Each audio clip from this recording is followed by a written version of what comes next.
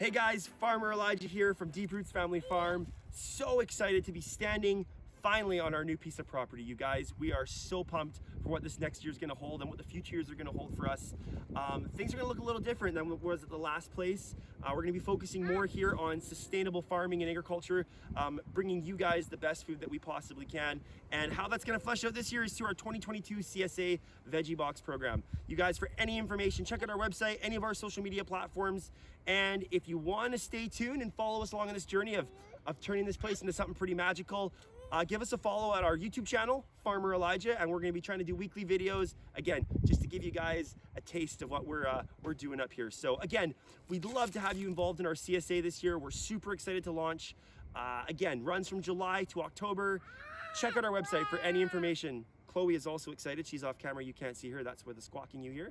But you guys, we're so pumped. So again, this is the market garden. This is going to be the market garden. This is the start of it. And we're pumped to have you guys along, hopefully, this journey. So thanks for bearing with us over this last number of months as we figured things out. But all I can say is stay tuned for more exciting things to come from the Deep Roots Family Farm family.